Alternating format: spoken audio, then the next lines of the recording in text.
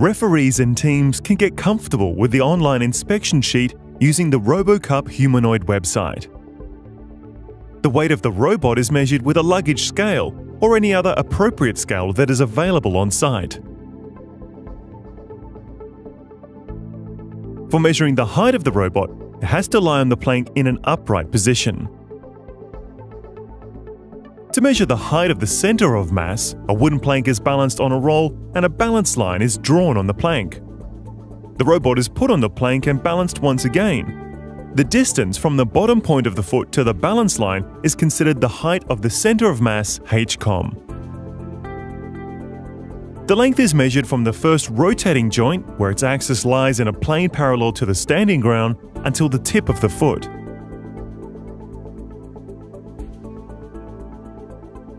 H-head is the vertical distance from the axis of the first arm joint at the shoulder to the top of the head.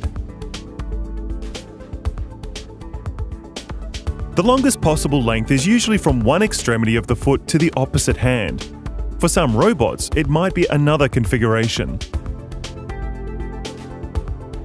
For the length and width of the foot, all mechanical parts below the ankle count. In this case, the back of the servo motor is used because it is behind the back of the foot.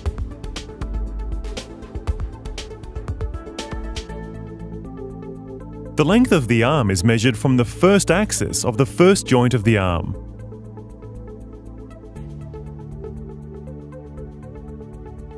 For the diameter of the cylinder in which the robot must fit in, the width of the shoulder is measured. For some robots, the measure might differ. The T markers are measured from every side. If the markers don't have a rectangular shape, the projected area is measured. This applies for kid size and teen size only. The stand-up motion has to be performed from the back and from the front with cables unplugged, unlike in this clip. In general, handlers have to request the right of picking up a robot from the main referee. If a robot is in a dangerous situation, the robot handler can request a pickup. In this situation, the robot's batteries are low, so the main referee grants the pickup.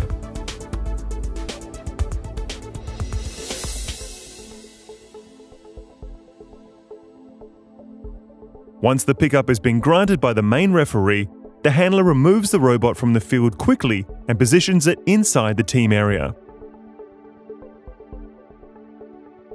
If there are no obvious reasons for a pickup and the robot handler requests a pickup, the referee can refuse the pickup. In this situation, the handler requests a pickup to avoid the robot scoring an own goal, so the main referee refuses the pickup and the robot ends up taking a shot at his own goal. In adult size, the robot handler is allowed to touch the robot if the robot threatens to fall. Then the main referee calls for a pickup and the handler has to remove the robot from the field quickly.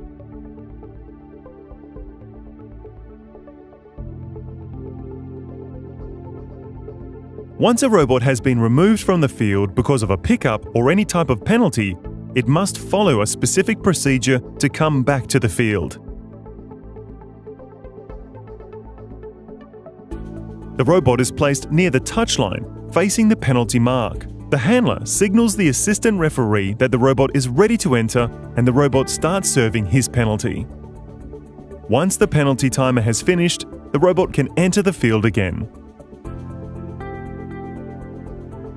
If the robot starts walking into the field while the penalty timer has not finished, a new penalty is given to the robot. The robot handler has to put the robot on the touchline again, and the process is restarted. In this situation, the assistant referee calls for illegal entry, and a new incapable player penalty is given.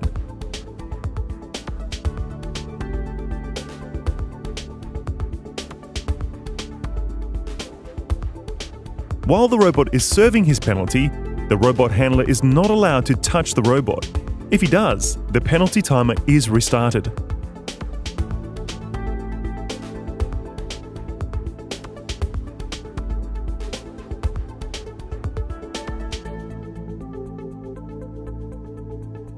There are 6 different game interruptions: direct free kicks, indirect free kicks, penalty kicks, goal kicks, and throw-ins.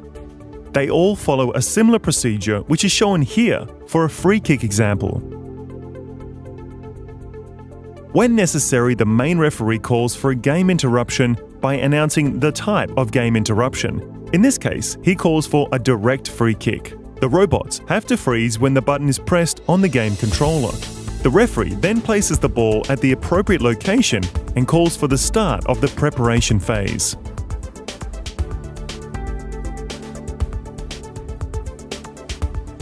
Now robots are allowed to place themselves according to the rules.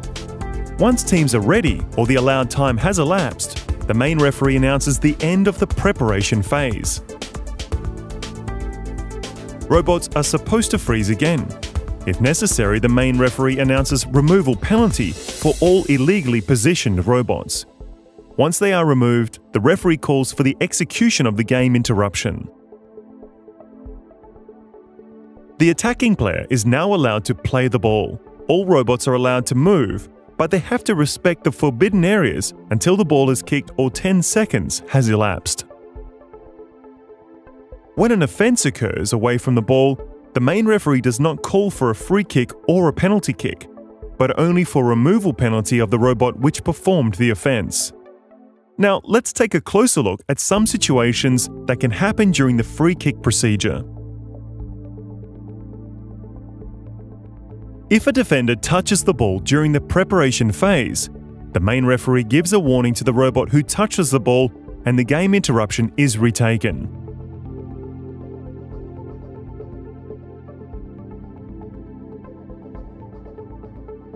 If an offender touches the ball during the preparation phase, the main referee gives a warning to the robot who touches the ball and the game is considered as playing.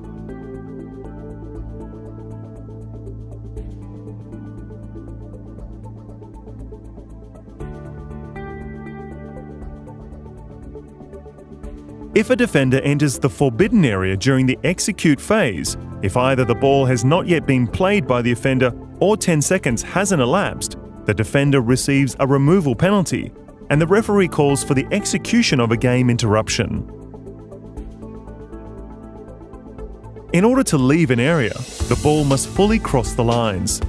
This applies to scoring goals, to evaluate if the ball moved outside of the centre circle during kickoff, as well as to determine if the ball left the field for corners, goal kicks and throw-ins. A goal is scored only if the projection of the ball on the ground has fully crossed the line.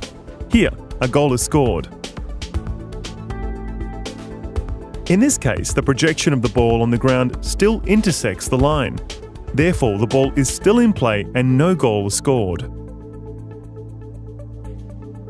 Robots have to freeze during set, phase for kickoff and drop balls, and also before and after the placing phase for game interruption.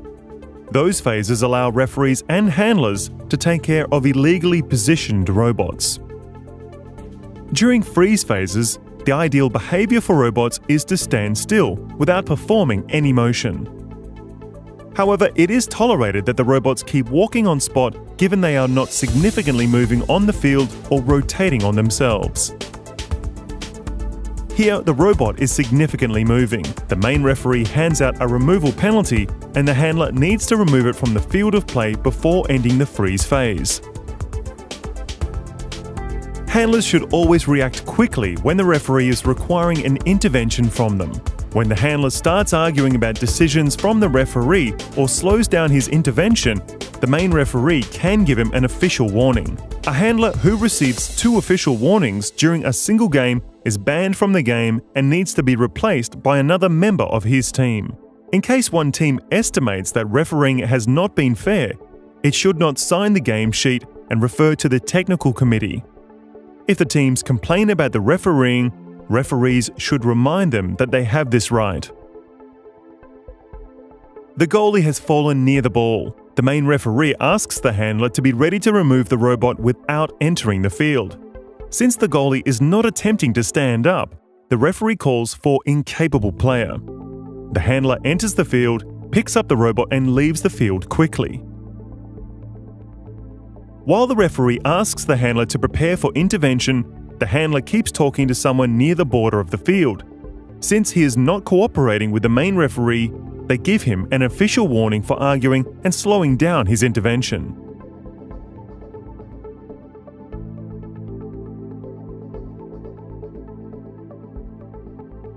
If the kicking robot is touched after the ball has passed the goal line, the goal counts. The robot can re-enter during the ready phase or be placed manually as a striker or a goalie during the set phase of the following kickoff. If the kicking robot is touched before the ball has passed the goal line, the goal does not count. The main referee calls for incapable player, and the game continues with a goal kick for the defending team.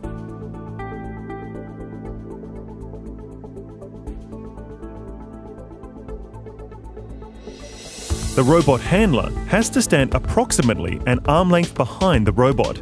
Here, the distance is considered valid. If the robot handler is too close, the referee asks the robot handler to step back. If the robot handler violates this rule again during the game, the main referee gives him an official warning. Here, the referee asks the robot handler to step back. The handler starts arguing instead of stepping back, so the main referee immediately gives an official warning. In this situation, the blue robot cannot play the ball and only hits the foot of the red robot, which leads to a free kick. In the second and third situation, both robots are able to play the ball, therefore this behavior is not considered a foul.